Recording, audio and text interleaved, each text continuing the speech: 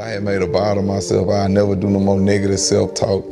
I'd never doubt myself, beat myself up for past mistakes. And what's been helping me when I do my self-inventory checks, like any mistake, like you ever made a mistake and you think back and you kind of cringe, like, man, I shouldn't have did that. Yeah, that's the philosophy I look at on your philosophy on winning. I go back and forgive myself. I think negativity hangs out with negativity, and I think positivity hangs out with positivity.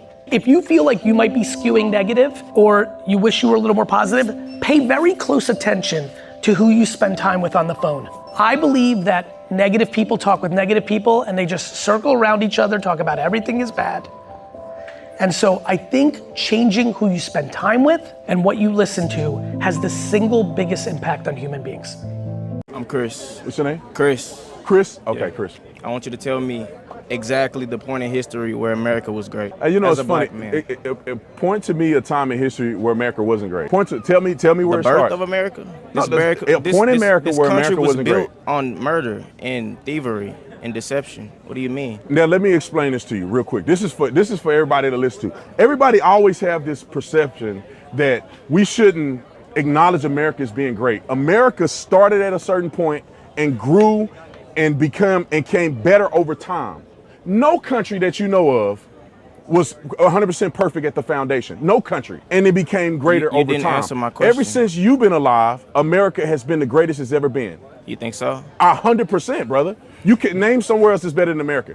And why don't you live there? I'm not sure. I know you're not sure because they don't exist. What we encourage is for Black Americans to stop falling for this liberal narrative, to stop falling from this idea that you're a victim in this society because of the color of your skin, and to instead see yourself as an individual, to embrace free market capitalism, which we believe in. Your individual decisions will determine your successes. Black Americans, because of this sort of cultural training that happens first and foremost in the education system, we are literally taught from the time that we get into school that we're victims. Mm-hmm. Right? That's a plague upon the Black mind. It's a plague upon any mind. If you just say to someone, you're never going to be able to get ahead, you're actually forming an attitude and a perspective that makes it impossible to get ahead. I see everything as a slight, right? As a Black American, I walk outside and someone cuts me off. As any other individual, you go, it's normal, it happens. People are not great all the time. As a Black American, I go, it's because I'm Black. It's because I can't get ahead. Why do I even go outside? And instead we're saying, no, you're not a victim. We are all victims, right?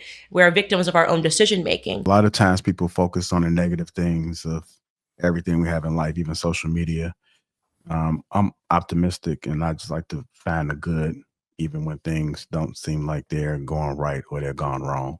I still believe in lessons. I still think that there's something you can pull what appears to be nothing. And one of the things with social media is that we have been able to have discussions to highlight the issues and things that we endure. So we know that we are not alone. And a lot of people do have similar problems. I think you can vet.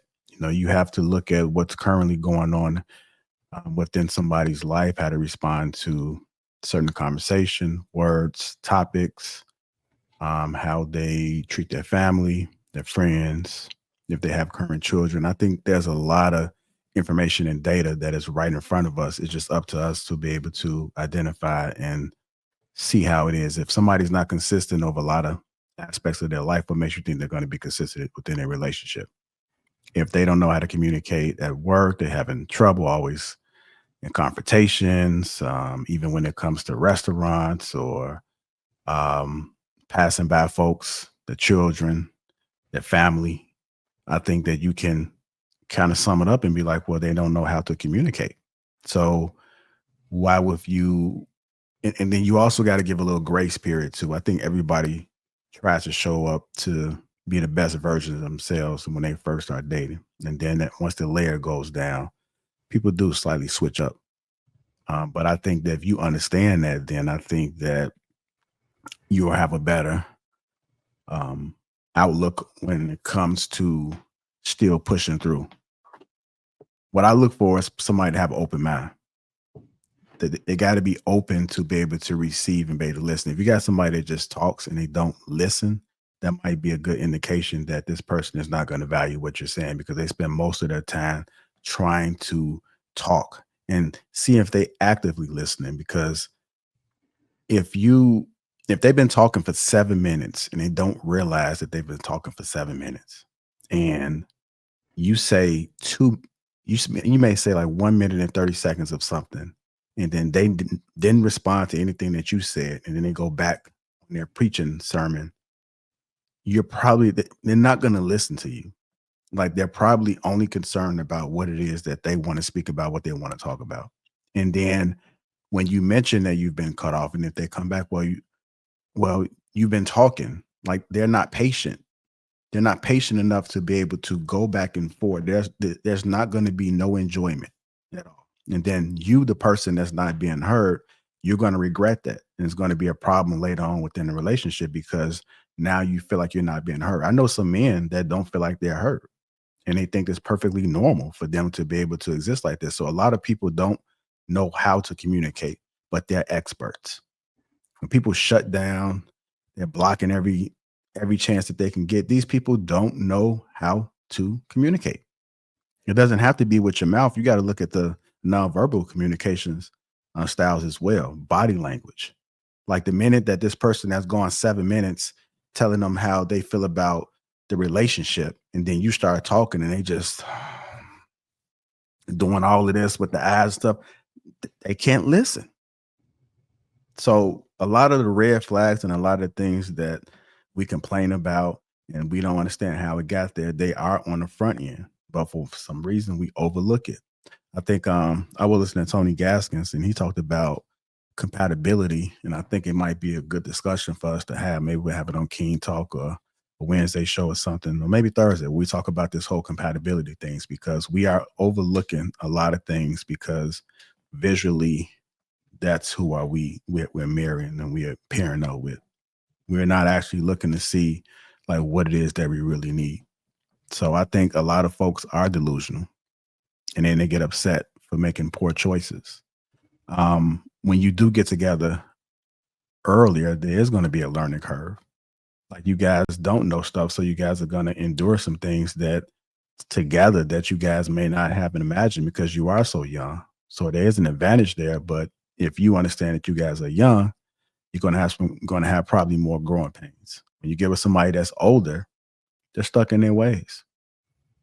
You know, it's going to be harder to get that person to see something because they've been doing it for so long. And don't let them be hurt.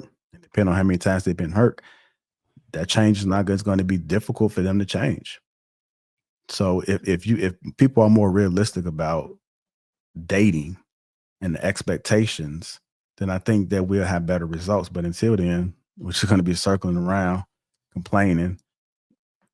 We all going to be delusional, because I see both men and women. I think they all are out here just suffering. Everybody think they know everything. Everybody want to point the finger. But it's very rare for people to hold themselves accountable. It's very rare for people to apologize. It's very rare for people to listen. It's very rare for people to be consistent. This is the world. It's always been that way. To this day, people are amazed at how consistent I seem to be no matter what. I have a bunch of bad days. Some days I'm struggling just like y'all are. But I just still keep pushing through, and I don't make any excuses, because it's not going to get you nowhere.